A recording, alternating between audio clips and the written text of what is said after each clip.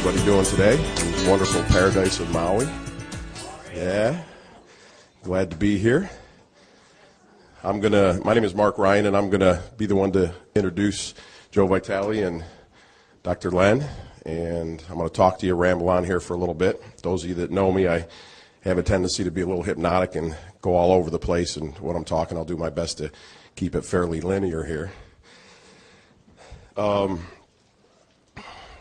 Last night, my girlfriend Kathy was asking me a question about looking around at all the beautiful people that were here and the great event of the luau for those of you that were here. And she asked me, she says, do you realize that if you hadn't introduced Joe to this, that all these people wouldn't be together? And, you know, there's part of us sometimes that wants to push things away and not accept it. And that part was going on, and I was like, well, maybe yes, maybe no. You know, this might have happened anyways and probably would happen, because to me it's about the energy, what Ho'oponopono is doing, what the divinity is doing, and it's that process that the divinity does through us brings us here together. And so whether it was me introducing Joe to it or somebody else, it was meant to happen. And the other thing I got thinking was, what if everybody in this room made this happen? What if all of you individually made this happen and caused me to be introduced to Ho'oponopono and then introduce it to Joe so we could all be here today and then take it out into your lives? How much farther can that go, and what's going to happen after this event? Hi, come on in. So I will start off back. On the way we were flying out here, there was a young lady back of us that lives on Maui, basically lives out of her vehicle and has some pets with her, and she started talking about the volcanoes in Hawaii had started going off last week, I think, again, some of the volcanoes, and they were flowing red rivers of lava. And it brought me back to a memory when I was a kid, and I remember reading this book as a child, and it had this lava flow on it, and it had a lot of green, plush green, and then had houses that the lava was coming close to. And this book was about this young man that lived on the big island of Hawaii, and what it was like to live close to a volcano and be around a volcano with the fear of the lava coming towards the house. And a lot of times when a volcano goes off, it gives a foreshadowing that it's going to go off. It'll give rumbles, it'll give a little bit of smoke going up in the air. People know the lava dome will start coming up. People know that this lava, it gives a foreshadowing. And I think what happened with me, what's happened through me throughout my life, and as we talked to Joe and Dr. Len and yourselves, there's foreshadowings of things. Things that you can look back in your past and say, were these little signs, were these little foreshadowings of what's happening now, what's to come? Excuse me. When I was in the military, I met a friend of mine. He was a roommate of mine when I was in Germany. And he was a Hawaiian, and his name was Howard Salmo, a good friend of mine that I'm getting ready to go see on Monday. And it's been 30 years since I've seen him, but he was just an amazing individual, and he taught me a lot about spirituality, and he would talk about some of the spiritual traditions of Hawaii and what went on here, and what some of the kahunas and the different healing techniques, and how the language is really a healing language, and the language is meant to bring positive things into your life and to bring healing into your life. And I'm probably not explaining it as well as Dr. Len could or Howard could, but it was a magic. And he would try to explain a lot of this to me and tell me some of the miracles and things that would happen. I wasn't ready for it at like 17, 18 years old, but it was a foreshadowing. It was kind of a rumbling of what was to come. Even to the fact of Hawaii 5-0, watching Hawaii 5-0, I used to love that program and be really drawn to the island of Hawaii and what was going on and the people and the culture that were there. Excuse me, I got a little bit of a cold and flu that I'm still cleaning on here. Then, when I started getting to NLP and training with that, some of my teachers that I really started training with, they had also lived on the island of Hawaii and Maui and different places throughout and studied some of these ancient techniques, and they had come up with a process that was their own version of the Ho'oponopono that they had been taught. So again, it was a foreshadowing of what was to come. It was a different yet similar type of Ho'oponopono than you're going to learn over this weekend at the Zero Limit Seminar. And many, many, many of those things have happened as a foreshadowing of this event. when I was in Mount Shasta, there's a lot of synchronicities that happen. I used to go there every year for about 17 years. I had a little booth there and started selling sunglasses there and did very, very well. And so I would drive from upstate New York every year, every summer, to Mount Shasta like a pilgrimage. And the synchronicities that brought me there, all the things that happened along the way. And I have a good friend of mine, his name is Obi Newman, and new man, Obi, new man. So I'm always saying, you know, Obi, a new man, which he always is. He came up to me one day and he says, you know, for some reason, I feel like I have to give this to you. And it was a pamphlet folded up with one of our other friends' name tag on it. And he goes, it's just, I think you're going to be interested in this. And it had blue lettering all over it, like a purplish blue lettering. And I say, okay, I'll take a look at this. And they had gone and seen Dr. Len for an introductory session. I think it was on a Friday before that. I went through, I read it, and it blew me away.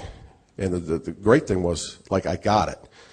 And again, let's go back to foreshadowing. Dr. Vitale recently had his book, Adventures Within, which is a personal tale about his spiritual growth and what had happened to him along the way. I had recently read that book, and in that book, it talked about the Book of Est from Warner Harrahart and how much he liked it and enjoyed it. So I went out and got the book. It took a long time for me to get it because all the libraries didn't have it anymore, and they couldn't figure out. They're like, we don't know why people are taking this book. Well, I went to eBay and found out there's $95 because they're not printing it anymore, so I knew what all the college students were doing with the books to make a little bit extra money, and finally got one, a special edition with a credit card from Cornell University, and read it.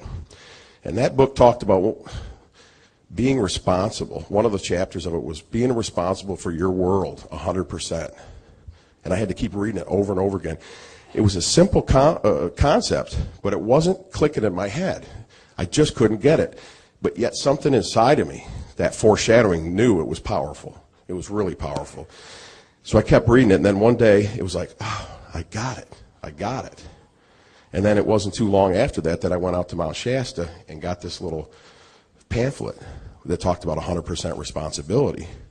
And I think it was an article from the Seattle Times. It was a New Times magazine or something where Dr. Len had done an interview, and I got it. It made sense. All the stuff that, and it was a similar type of foreshadowing that was recognizable within me.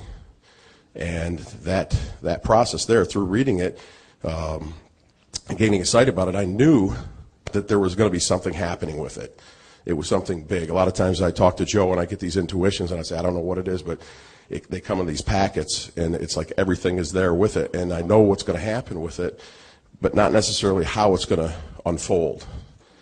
And soon after that, it was about a month later, I think Dr. Vitale had asked me if I would help volunteer with booths because I had been doing the sunglasses. I knew how to run booths. And he asked me if I would go up to the NGH, which is the National Guild of Hypnotherapists up in, I think it was New Hampshire at that time, Nashua, New Hampshire. And I was fresh off of this experience of reading his book and then getting the pamphlet and reading the pamphlet and getting it and understanding it. And there was something in the foreshadowing, because he resides in that same place within me, of that same energy. When I met Joe years ago, that same type of thing happens. Like, this guy's going to be my friend. I don't know why I know this, but I know this. He's going to be a good friend. So it was a foreshadowing that was in that same area. So Joe was kind of on the cusp with his spiritual marketing book and doing all the marketing of that spirituality. But I knew from Adventures Within that if he got this concept, that it would change the world. There was something about it. Again, my girlfriend asked me, she goes, did you realize what would happen with this once you told Joe? And I'm like, yeah, I realized that if I could get him to get it and understand it, I knew what was going to happen. I knew what was possible if Joe understood this and what he could do with it. So the first year I went to the NGH and was talking to Joe, I was like, how do I bring this up with him? And I started talking to him. I asked him, I said, have you heard about this therapist, this doctor, psychiatrist in Hawaii that never saw any patients? I mean, took on a patient. I guess, Dr. Len saw him walking around looking at him in the court, but healed them. And basically the hospital had to close down, which Joe will tell you more about and Dr. Len will tell you about. I said, did you hear about this guy? And all he did was pray over him. Basically say the Ho'oponopono exercise that you're here to learn. And he kind of looked at me funny. And I told, because he knew I'd just come from Mount Shasta. He says, what happened to you out there in Mount Shasta? That's kind of like a little weird what you're talking about. And I said, no, it's great. Anyways, he never really took on at that year, which was about 4 years ago, 3-4 years ago. And we did the booth, sold real well. He goes, man, he says, we really did good. It was energetic. Narissa was there. Joe was up there. I was there. Telman Knudsen, I think, was there. So we did very, very well with this seminar, or selling his products at the booth, and asked me if I'd come again next year, and I said, absolutely. So a year went by, and this time I came to the seminar, started right away, the first day, and poor Narissa, we were setting up, and Narissa was in the back of the room. And I asked her, I said, do you ever check into that therapist that I was telling you about, the guy that could heal just by doing this Ho'opono process? He goes, something's been getting me about that. He goes, tell me more. And I started telling him more, and he'll tell you about it. And he got excited, really excited, and said, Narissa, do you mind watching the room? Now, this is first thing. It's starting, and thousands of people that are going to rush Narissa, and me and Joe are leaving to go get on the internet to check out stuff about Dr. Len. So once he did that, I knew it had taken, that the same thing that had taken inside of me had taken inside of him. So then it was up to me to support Joe in whatever way I could with this knowledge. When I first saw the picture of Dr. Len in that little article, he reminded me of my friend Howard, who I'm going to see, and in Hawaii. And those volcanoes, he has a place that's right by those volcanoes. Bahala is the name of it. And he's got a house there, and I'm going to see him first time in 30 years. And his house is close to these new volcanoes that are going off. So I start to see, again, the foreshadowing of what's happening there. But he had, even though he was a couple years older than me, he had kind of a old wisdom to him. And it was like a grandfatherly, wise type of a wisdom to him. I always looked up to him, even though he was a couple years older. When I saw that picture of Dr. Len in that, I got the same thing. I said, something's here. Even though he's still a young man, I had that grandfatherly, fatherly type of, I was like, wow, it added to it, again, a foreshadowing. Same thing I had with Dr. Joe Vitale when I first met him. So without further ado, I want to introduce these two great men that hold a special place in my heart, and I want to let you all know that it's a simple idea that's very complex. And the complex part of it is understanding the simplicity of it. It's simple, it's easy, but yet there's a lot of stuff in the way to seeing that simplicity. But if you'll trust that place in your heart, and you'll trust Dr. Joe and Dr. Len, I think they're going to resonate with something inside of you. I know they'll resonate with something inside of you that will absolutely change your life and what you do in life. So without further ado, Dr. Joe Vitale, Dr. Len.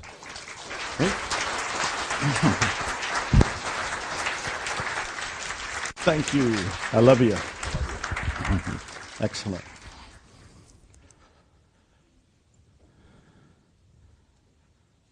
Good morning.